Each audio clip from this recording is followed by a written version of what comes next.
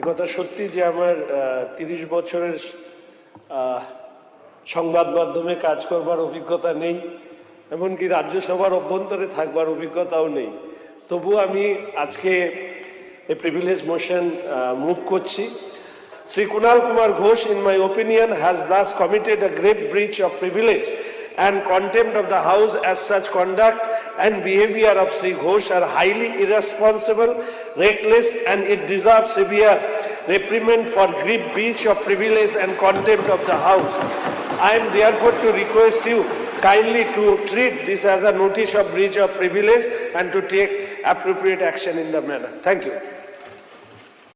মাননীয় অধ্যক্ষ মহোদয়, আমি প্রথমেই বলি, আপনার এবং আপনার চেয়ারকে কোনো অবস্থায় কোনো রকম অসম্মান করার কোনো উদ্দেশ্য আমার ছিল না, এখনও নেই। আমার কোনো আচরণ যদি আপনার কাছে মনে হয় সেটা চেয়ারের জন্য অসম্মানের, আমি নিশ্চিতভাবে সেখানে আমি দুঃখ প্রকাশ করছি। আমার সমস্যাটা স্যার, যেহেতু এসব রাগঢাক করে কোনো লাভ নেই, একটা সমস্যা হয়ে আছে বিরোধী পক্ষে, তা আমি মাননীয় মুখ্যমন্ত্রীর কাছে আমরা 5 জন গেছিলাম যেহেতু মাননীয় স্পিকার স্যার যে কোনোভাবেই হোক, বিচারাধীন বিষয় আমি বলবো না, একটা অংশকে বিরোধী দলের ব্যাখ্যা দিয়েছেন, তো আমরাও তো বলতে চাই, আমিও তো নির্বাচিত হয়ে এসেছি, আমিও তো পড়াশুনো করে তথ্য প্রমাণ দিয়ে বলতে চাই। তো সেখানে আমি প্রথম কদিন মেনশন ইত্যাদি ইত্যাদি সব করেছি। তো আমি মুখ্যমন্ত্রীর কাছে গেছিলাম, আমাদের সিনিয়ররা সঙ্গে ছিলেন। তো মুখ্যমন্ত্রী তখন মাননীয় পরিষদীয় মন্ত্রীকে ডেকে পাঠান আমাদের সামনেই, শঙ্করবাবুকে, এবং বলেন তো ঠিকই, আমরা বলি যে আমাদের একটা বসার ঘর দিলে ভালো হয়। তো মুখ্যমন্ত্রী বললেন হ্যাঁ ঠিক, ওনাদের ওখানে শোভনদেব বাবু, বিমানবাবুর মতো সব সিনিয়ররা আছেন, শঙ্করবাবু ওনাদের একটা ঘর দিন। তখন আমরা বললাম যে এই বলার বিষয়টা কি হবে, কারণ স্যার আপনি তো অপোজিশন চিফ হুইপ যাকে করেছেন, অফিসিয়ালি তিনি লিস্ট দেবেন। এবার আমাদের সঙ্গে একটু সমস্যা হচ্ছে, কি বলবো আর বলুন, এ তো আর লুকিয়ে লাভ নেই। মাননীয় অধ্যক্ষ মহোদয়, আমি কুণাল বাবুর উদ্দেশ্যে শুধু একটি কথা বলবো যে মাননীয় মুখ্যমন্ত্রীর উপস্থিতিতে বা আমার উপস্থিতিতে কি কথা হয়েছে সেই কার্যবিবরণীর থেকেও বড় বিষয় হচ্ছে যে আপনাদের সতীর্থ ছিলেন আপনারা, আপনাদের নিজের সমস্যা নিজেদেরকেই সেই সমস্যা দূর করতে হবে। সেই সমস্যার বিস্তৃত ব্যাখ্যা না দিয়ে আমরা যেটা মনে করি যে অপোজিশন চিফ হুইপ যে নামের তালিকা দেন সেটাই স্পিকার সাহেব বা গভর্নমেন্ট চিফ হুইপের কাছে সেটাই স্পিকার সাহেবের মাধ্যমে সদনে আসে। ফলে এই ব্যাপারে আমাদের কিছু করার নেই, আপনারা আপনাদের মতন করুন এবং তারপরে যদি পরবর্তীকালে বিষয়গুলো নিয়ে আলোচনা হবে। ঠিক আছে, কুণালবাবু বসুন। দর্শক, একটু খোঁচা দিয়ে স্বাধিকার ভঙ্গের নোটিশের যে বিষয়টা, সেই প্রস্তাব মন্ত্রী শঙ্কর ঘোষ পেশ করতেই দেখলাম কুণাল ঘোষের সুর নরম। উনি বললেন স্পিকারকে উদ্দেশ্য করে যে আপনার চেয়ারকে অসম্মান করার কোনো ইচ্ছে কখনো ছিল না, আজও নেই। যদি আমার আচরণে কিছু হয়ে থাকে আমি দুঃখ প্রকাশ করছি। মানে স্বাধিকার ভঙ্গের নোটিশ যে বিষয়, সেই প্রস্তাব রাখতেই কুণাল ঘোষ দুঃখ প্রকাশ করলেন যদি আমার আচরণে কিছু হয়ে থাকে সেই জন্য। আজকে কিন্তু আর সেই সুর চড়া করেননি কুণাল ঘোষ, গত 2 দিনে যা করেছেন বিধানসভাতে।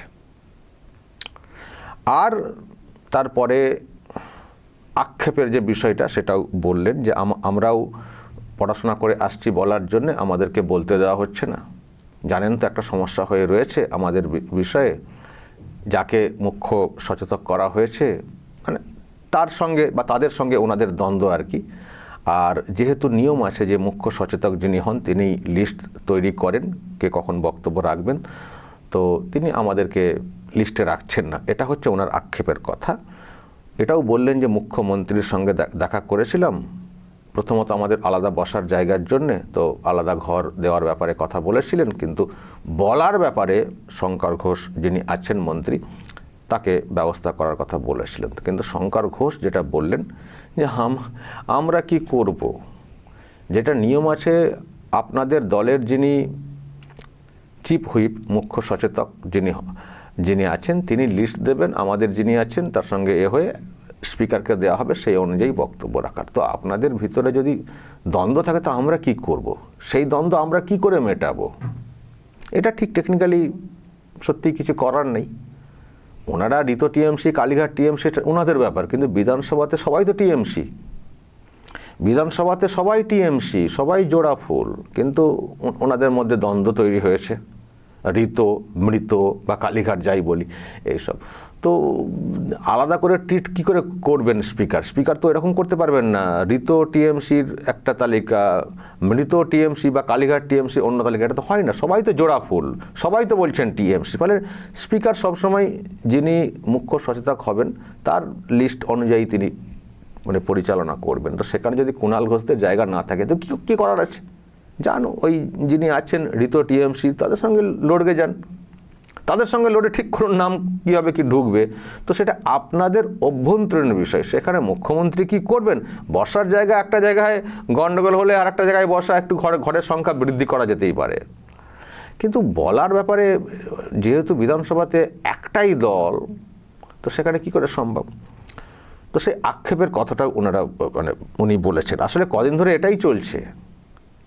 এই যেটার জন্য আজকে এইরকম নোটিশ, যেটা মন্ত্রী শঙ্কর ঘোষ বললেন, যেটা করতে হলো, কেন করতে হলো? কারণ কুণাল ঘোষ ওই বলতে দেওয়া হচ্ছে না বলে ওই ওনাদের দলেরই মানে টিএমসিরই মুখ্য সচেতক যিনি হয়েছেন অফিসিয়ালি আখরুজ্জামান, তার মাইকের সামনে গিয়ে হুজ্জুতি করছিলেন। নিশ্চয়ই মনে আছে দর্শক, তার মাইকের সামনে গিয়ে হুজ্জুতি করছিলেন। সেই মাইকের সামনে গিয়ে যখন হুজ্জুতি করছিলেন তখন কি হয়েছিল দর্শক মনে আছে ভিডিওটা? মাইকের সামনে গিয়ে হুজ্জুতি করছিলেন, মানে মুখ্য সচেতক তিনি বক্তব্য রাখছেন, আর দেখবেন এই যে বক্তব্য রাখছেন, হঠাৎ করে কুণাল ঘোষ চলে এলেন মাইকের সামনে। আরে আপনাদের মধ্যে দ্বন্দ্বের ব্যাপার থাকতে পারে, দেখবেন মাইকের সামনে এসে কীরকম চিৎকার করছিলেন। আমি জাস্ট একটু অডিও শোনাই, যারা দেখেননি তাদের বুঝতে সুবিধা হবে। দেখুন দর্শক উনি কদিন ধরে কি করেছেন।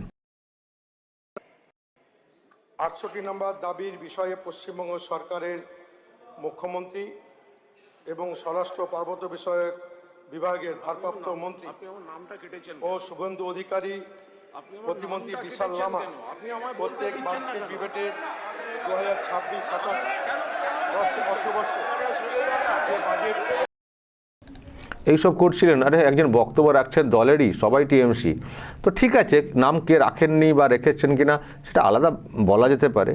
তো কিন্তু নিজেদের মধ্যে দ্বন্দ্ব, কিন্তু একটা সভাকে পরিচালনা একটা তো করা হচ্ছে, তো সেটা তো করছেন স্পিকার। ফলে একটা ক্লাস, একটা সেশন চলছে, সেখানে কেউ ডিস্টার্ব করবেন, স্পিকার তো চুপ করে থাকবেন না। আপনাদের নিজেদের মধ্যে দ্বন্দ্ব, কে কার নাম নেই, সে আপনারা অন্যভাবে মেটাতে পারেন, কিন্তু একটা সেশনকে তো ডিস্টার্ব করতে পারেন না। তো এরকম অসভ্যতা আমি দেখে যেটা করেছিলেন স্পিকার, শেষ পর্যন্ত যখন বুঝিয়ে হচ্ছে না, আপনি আপনার চেয়ারে যান অনেকবার বলেছেন, যখন বুঝিয়ে হচ্ছিল না তখন যেটা দেখেছিলাম যে ওরাকে মার্শালকে দিয়ে চ্যাংদোলা করে তুলে ফেলে দেওয়া হয়েছিল বাইরে, চ্যাংদোলা করে তুলে ফেলে দেওয়া হয়েছিল। এটা ছিল পরশুদিনের ঘটনা, এবং সেদিনই ওনাকে ওখান থেকে সাসপেন্ড করে দেওয়া হয়েছিল। পুরো সেশনের জন্য সাসপেন্ডের কথাটা উঠেছিল। মন্ত্রী তাপস রায় উনি প্রস্তাব রেখেছিলেন, কিন্তু মুখ্যমন্ত্রী বলেছিলেন ঠিক আছে আজকের দিনের জন্য ছেড়ে দিন, কালকে যদি ফের এরকম করেন কালকে ভাবা যাবে। তো পরদিন এসে মানে গতকালের কথা বলছি, পরদিন এসে ফের সেই অসভ্যতামি, ফের হুজ্জুতি, ফের আগের দিনের কথাকে বলে ফের মানে একেবারে সে ডিস্টার্ব করার চেষ্টা হচ্ছিল। আমি কালকে বলেছিলাম এই ভিডিওটা করে যে এরপরে কি এক পায়ে দাঁড় করাতে হবে কুণাল ঘোষকে? আগের দিনে চাংদোলা করে ফেলে দেওয়া হলো, তাতেও হলো না, আবার আজকে এসে সেই বিষয় নিয়ে আবার হুজ্জুতি করতে এসছেন। কুণাল ঘোষ ভেবেছে নাকি এটা কি ওই মানিকতলার মাছের বাজার পেয়ে গেছেন নাকি কুণাল ঘোষ? কেন এসব করছেন রোজ? তো আজকে দেখছি স্বাধিকার ভঙ্গের নোটিশের ব্যাপারে মন্ত্রী শঙ্কর ঘোষ প্রস্তাব রেখেছেন ওখানে। তো যেই স্বাধিকার ভঙ্গের ব্যাপারটা এসে গেছে, যখনই আত্মপক্ষ সমর্থনের একটা সুযোগ দিয়েছেন স্পিকার, তখন সুর নরম করে এসব বলেছেন, যদি আমার আচরণে কিছু ভুল হয়ে থাকে আমি দুঃখ প্রকাশ করছি বলে আবার ওই আক্ষেপের জায়গাটা আমরা কি করবেন বুঝকে যান, কি করবেন মন্ত্রী শঙ্কর ঘোষ বলে দিয়েছেন, কী করবেন আপনারা বুঝকে যান। তবে শাসকের কাছে এটা বেশ মজারও লাগছে আর কি। এমন হয়ে গেছে ডিভাইড অ্যান্ড রুল, এমন বিষয়টা হয়ে গেছে যে নিজেদের মধ্যে দ্বন্দ্ব করতে ব্যস্ত, শাসক যেন কিছুই জানে না, ভাজা মাছ উল্টে খেতেও জানে না, এমন ভাব দেখাচ্ছে। আমরা কি করবো, আমাদের কিছু করার নেই, ওটা আপনাদের ব্যাপার, তো আপনারা ঠিক করুন, আমরা কি করব। পুরো একেবারে মানে ধরি মাছ নাচি পানি আর কোনো ওইটার মধ্যে আর কি যেতেই চাইছেন না, কিন্তু মজা নিচ্ছে আমার শাসক, নিশ্চয়ই আপনারাও মজা নিচ্ছেন হয়তো, যে এমন খেলা জমিয়ে দেওয়া হয়েছে বিধানসভার অন্দরে, নিজেদের মধ্যে দ্বন্দ্ব করতে করতেই চলে গেল। কি শাসকের বিরুদ্ধে ওনারা আওয়াজ তুলবেন? তো নিজেদের মধ্যেই মানে ওই কে কখন বলবেন না বলবেন এই নিয়েই তো দ্বন্দ্বে। কি খেল লাগিয়ে দিয়েছেন, কে খেল লাগিয়েছেন দর্শক বলতে পারেন যদি আপনাদের কারো কিছু বলার থাকে। যাই হোক, এই হচ্ছে ব্যাপার। তো কুণাল ঘোষ শেষ পর্যন্ত আজকে দুঃখ প্রকাশ করেছেন, কিন্তু আক্ষেপও প্রকাশ করেছেন। এই হচ্ছে ব্যাপার স্বাধিকার ভঙ্গের যে বিষয়, সেই প্রস্তাব রাখা হয়েছে নোটিশের ব্যাপারটা, এবং স্পিকারকে বলা হয়েছে ব্যবস্থা নেওয়ার জন্যে। এখন স্পিকার কী করেন সেটা দেখার বিষয় রয়েছে। তো এই হচ্ছে ব্যাপার। খেলা কিন্তু বিধানসভাতে জমছে, কিন্তু অসভ্যতামি এটা কিন্তু বরদাস্ত করা যাবে না। খেলা হচ্ছে বুঝছি, কিন্তু তার একটা লিমিট থাকবে। নিজের চেয়ার থেকে যা বলার বলুন, নিজের চেয়ার থেকে উঠে গিয়ে এমন কিছু করবেন যে বিধানসভার যে সিস্টেম রয়েছে, ডেকোরাম রয়েছে, সেটা লঙ্ঘিত হবে, সেটা কিন্তু হতে পারে না। মারামারি যদি কিছু করার থাকে যান বাইরে গিয়ে করে আসুন। তো এই হচ্ছে ব্যাপার দর্শক। উনি শেষ পর্যন্ত আজকে দুঃখ প্রকাশের কথাটা অন্তত প্রকাশ্যে বলেছেন। এখন দেখা যাক পরবর্তী সময়ে কী করেন। তবে বাইরে বেরিয়ে কিন্তু অনেক কথা বলেছেন প্রেসের সামনে। কী করবেন, আমার তাহলে বিধায়ক পদটা কেড়ে নেওয়া হোক, আমি তো বিধায়ক হয়ে গেছি, এতে প্রমাণ করে দিয়েছি, কেড়ে নিক বলেছেন। বাইরে, ভিতরে সুর নরম ছিল স্পিকারের সামনে, বাইরে আবার সুর গরম ছিল। কিন্তু বাইরের ব্যাপার তো বাইরের, কিন্তু ভিতরে সুর চড়িয়ে আজকে ফের নতুন করে বলা, সেটা কিন্তু দেখতে পাইনি।